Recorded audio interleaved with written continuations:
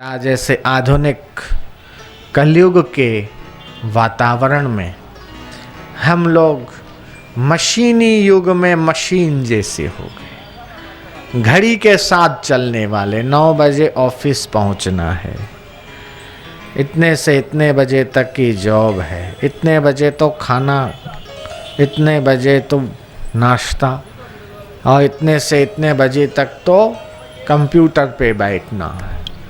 और कहते हैं सर्वाइकल हो जाता है, पीठ दर्द और शरीर जकड़ जाता है। तो ये मशीनों के साथ साथ जीवन मशीन जैसा न बने और तन के और मन के रोगों और दोषों से हम लोग मुक्त रहें, उसी लिए ये सत्संग की व्यवस्था है कि बाहर का धन तो जॉब से मिलेगा और बिजनेस से मिलेगा, लेकिन जब तक आध्यात्मिक धन जीवन में नहीं आया तो बाहर का धन किस काम का।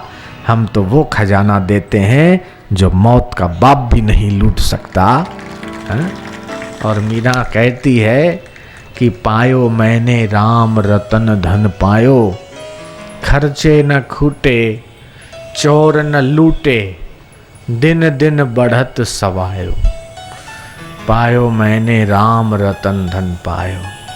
तो सद्गुरु कृपा की संपत्ति जैसा खजाना तो पूरे विश्व में नहीं है। ये सद्गुरु कृपा की संपत्ति आप सभी को मिले और उस खजाने से आपका जीवन माला माल हो जाए, ये आकांक्षा। और इसीलिए धन्य है वे मानव रूप में देवता कि जिन्होंने समाज और संत के बीच एक कड़ी बनने का काम किया, सेतु बनने का काम किया, और तन से, मन से, धन से, तीनों ढंग से सेवा के, सत्संग के इस दैवी कार्य को संपन्न बनाने के लिए जी जान से रात दिन एक करके जो लोग जुटे हुए हैं, वो क्या कर रहे हैं और उनको कितना लाभ मिल रहा है और उनकी कितनी कमाई हो रही है, वो या तो सद्गुरु जाने या तो फिर भगवान जाने, और कौन जान सकता है कि उनको क्या मिलता है।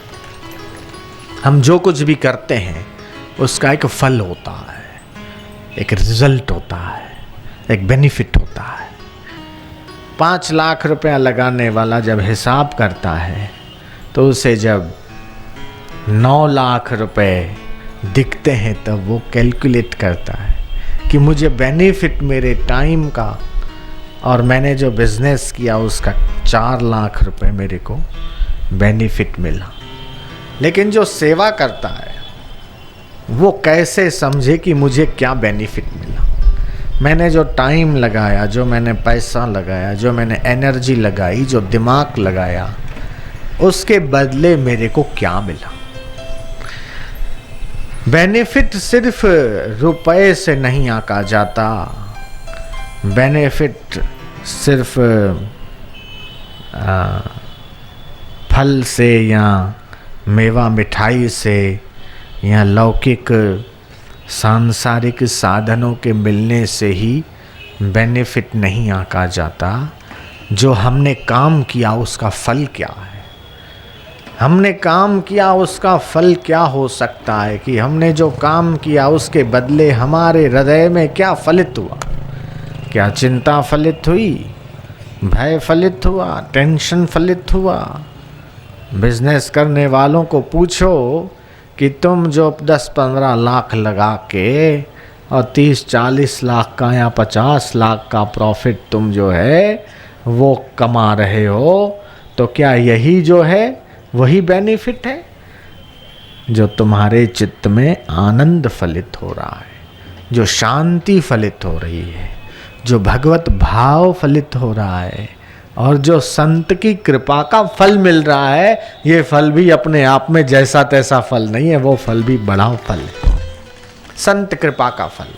और इसीलिए मुझे याद आती है बात संत एकनाथ महाराज की कि गंगा जल कावड़ में भर के वो ले जा रहे थे। अकेले नहीं थे, उनके साथ दूसरे भी संतों का काफिला था। और आप जानते हो कि राजस्थान में पानी की कमी रहती है, बरसात भी कम होती है, रेगिस्तान जैसा। तो एक इलाका ऐसा आया कि जहाँ एक गधे को प्यास के मारे गर्मी के दिनों में उन्होंने छटपटाते हुए देखा। तब वो जो भगवान शंकर को चढ़ाने के लिए कावड़ में भरकर पानी ले जाया जा रहा था, उस पानी को गधे को पिलाने के लिए, उस गंगा जल से गधे की प्यास बुझाने के लिए एकनाथ महाराज आगे बढ़े। तो दूसरे सब साधुओं ने कहा कि इतनी मेहनत से, इतने दिनों से गंगा जल भर के ले जा रहे पैदल पैदल, और तुम्हारा शिवाभिषेक कैसे होगा, तुम्हारा संकल्प कैसे पूरा होगा, तुम गधे को पानी पिला रहे हो। एकनाथ महाराज कहते हैं, मेरा विट्ठल और मेरा शंकर सिर्फ मंदिर में नहीं, मेरा तो परमात्मा इस गधे में भी मुझे दिखाई दे रहा है। और उड़ेल दिया उसके मुंह में वो गंगा जल। ये भारतीय संस्कृति की दिव्यता देखिए, ये ज्ञानमय ब्रह्ममय आत्म दृष्टि देखिए कि आत्मदृष्टि जो है उसकी महिमा ऐसी है कि वो गधे में भी ब्रह्म दर्शन करा रही है। तो कोई संत में ब्रह्म दर्शन करे, आत्मदर्शन करे तो संभव है। और ऐसे कई शिष्य हैं जो अपने गुरु में ब्रह्म दर्शन करते हैं, परमात्म दर्शन करते हैं। आत्मदृष्टि से सबको देखे, ऐसा जीवन मुक्त फकीर। आत्मदृष्टि से सबको देखे, ऐसा जीवन मुक्त फकीर। जो भी कहे वो आत्मशक्ति से हो जाए पत्थर पे लकीर, हो जाए पत्थर पे लकीर। आत्मशक्ति से, आत्मशक्ति, आत्मदृष्टि, दो चीजें। एक आत्मदृष्टि विकसित करो तब आत्मशक्ति विकसित हो जाएगी। नजरें बदली तो नजारे बदल गए, किश्ती ने फेरा रुख तो किनारे बदल गए। देखने देखने का फर्क है ना, आप किस दृष्टि से देखते हैं। साधक उठा थे बिखरे केशा, राग द्वेष ना किंचित लेशा। सरल लोगों ने साधु माना, हत्यारों ने काल ही जाना। भैरव देख दुष्ट घबराए, पहलवान जो मल्ल ही पाए। कामी जनों ने आशिक माना, साधु जन की ने परमाना। एक दृष्टि देखे सभी, चले शांत गंभीर। सशस्त्रों की भीड़ को सहज गए बेची। माता आई तो ये चीज है। ऐसे बाल घने घने घुंघराले थे और साधना अवस्था में किसी नर्मदा किनारे के बरसात के वातावरण में, किसी झोंपड़े की आड़ में, किसी घर के बरामदे में बैठ गए। और लोगों ने सुबह उठ के देखा कि कौन, जान नहीं, पहचान नहीं, कोई परिचय नहीं, कोई नाम ठाम नहीं, कोई आइडेंटिटी कार्ड नहीं, कोई विजिटिंग कार्ड नहीं। अरे कौन है? अरे बोले ये तो आशिक है कोई। इसकी पत्नी कहीं चली गई होगी, या मर गई होगी, या छोड़ के चल दी होगी, तो यूं बैठा उसी की याद में। तो किसी ने सोचा ये तो कोई डाका वाका डाल के आया होगा और पुलिस से बचने के लिए यहां छुप के बैठा।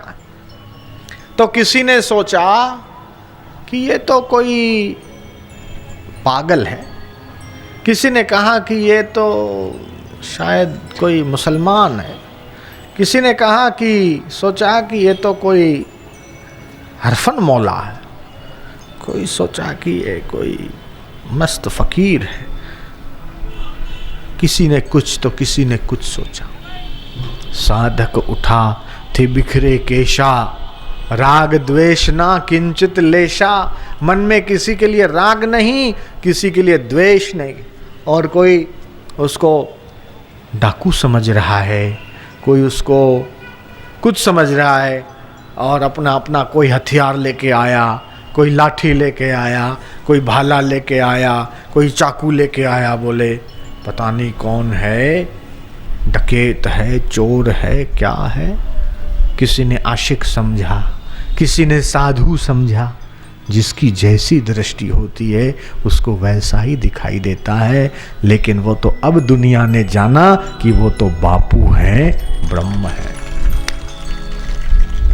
आत्म शक्ति से सबको देखे, ऐसा जीवन मुक्त फकीर जो भी कहे वो आत्म शक्ति से हो जाए पत्थर पे लकीर। पत्थर पे लकीर, जाओ तेरा बीमारी ठीक हो जाएगी। डॉक्टर ने मना किया, बीमारी ठीक हो गई। कैसे हो गई? कई लोगों को जीवन दान मिला, कई लोगों की बीमारियां ठीक हो रही है। ऐसी गुरु की शक्ति।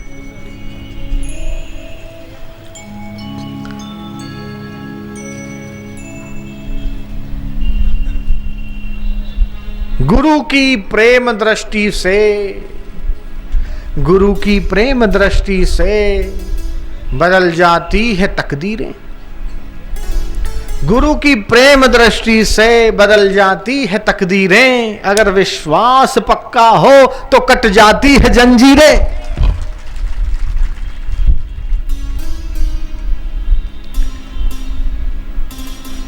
जन्म जन्म से जीव माताओं के गर्भ में आता आया है।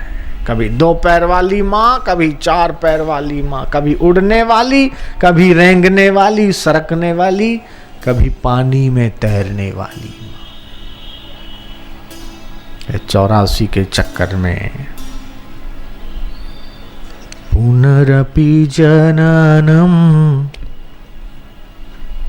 ये फिर मैं आद्य शंकराचार्य का गुनगुना रहा हूं। ये उन्होंने रचना लिखी, स्तोत्र। पुनरपि जननम, पुनरपि जननम। आप सब बोलेंगे तो और आनंद आएगा, पक्का कर लो। पुनरपि जननम, पुनरपि जननम, पुनरपि मरणम, पुनरपि मरणम, पुनरपि जननी, पुनरपि जननी। जठरे शयनम, जठरे शयनम। भज गोविंदम, भज गोविंदम, भज गोविंदम, भज गोविंदम, भज गोविंदम मूढ़मते। भज गोविंदम मूढ़मते। जैसे आप बालक को सोने की अंगूठी दे दो, वो उसका महत्व नहीं समझता, और चॉकलेट दे दो तो खूब प्यार से उसको रखता है और खाता। उसके लिए चॉकलेट का महत्व है, सोने का महत्व नहीं है, क्योंकि वो जानता नहीं है उसके महत्व को। तो उसको क्या कहेंगे? बालक है, मूड है अभी इसकी, मति इसकी थोड़ी मूड है, अर्थात अभी परिपक्वता नहीं, बालक है, बच्चा है, अभी समझता नहीं। इसलिए इसको देने का क्या फायदा? थोड़ा बड़ा हो, समझदार हो, तब इसको पहनाएंगे। कोई भी उतार लेगा, कोई भी छीन लेगा। ऐसे ही वे लोग मूढ़ हैं जिन लोगों को मानव देह मिलने के बाद भी हरि के भजन का महत्व समझ में नहीं आया।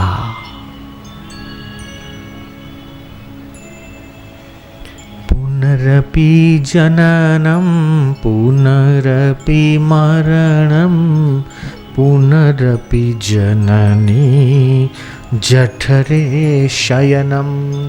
फिर से हम पैदा होंगे, फिर से मरेंगे, फिर से किसी न किसी माता के जठर में, गर्भ में आएंगे। ऐसा कब तक चलता रहेगा? इसलिए प्यारे बहनों, प्यारी माताओं, भाइयों, प्यारे बच्चों, युवकों, प्यारे सज्जनों, देवियों, भद्र पुरुषों, आइए अपना जीवन धन्य बनाइए। गोविंद का भजन कीजिए, हरि नाम का स्मरण कीजिए। कलौ तद हरि कीर्तनात्। कलयुग में सिर्फ हरि नाम कीर्तन, हरि नाम कीर्तन, हरि नाम कीर्तन, हरि नाम संकीर्तन। और वो जब संत के श्रीमुख से हरि नाम संकीर्तन करवाया जाता है तो एक तुमुल ध्वनि वातावरण में उत्पन्न होती है। हरि नाम सुमिर सुख धाम,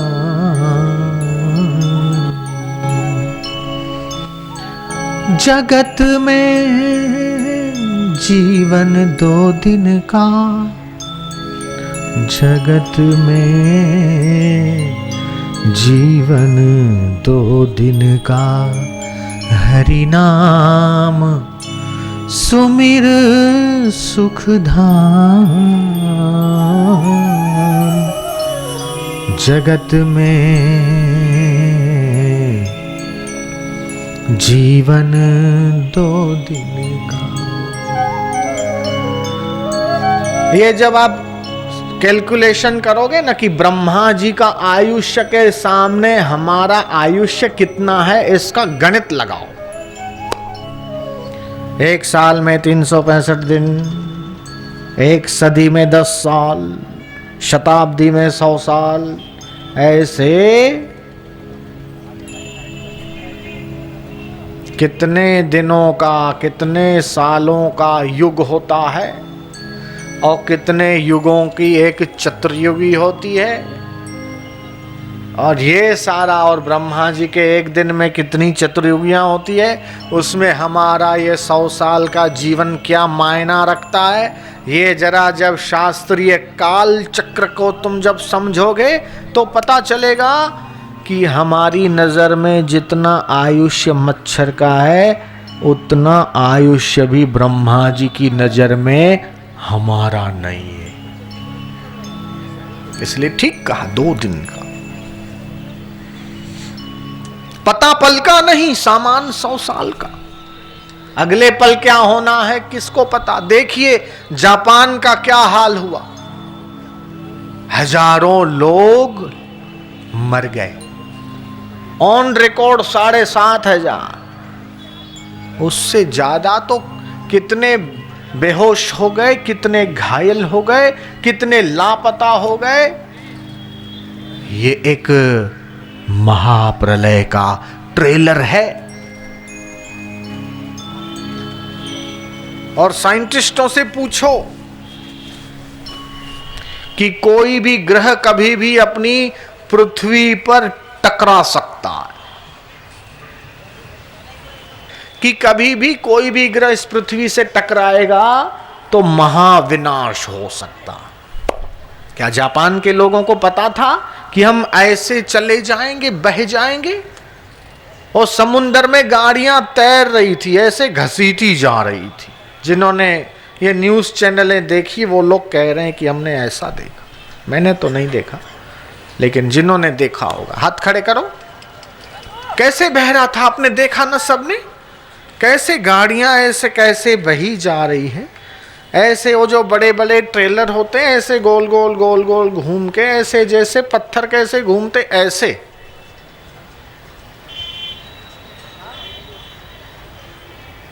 पता पल का नहीं, सामान 100 साल का। इसलिए ये मुख्य कार्य है, उस आत्मा परमात्मा का अनुभव कर लो, फिर मृत्यु आए तो चिंता नहीं, हमने हमारा काम कर लिया।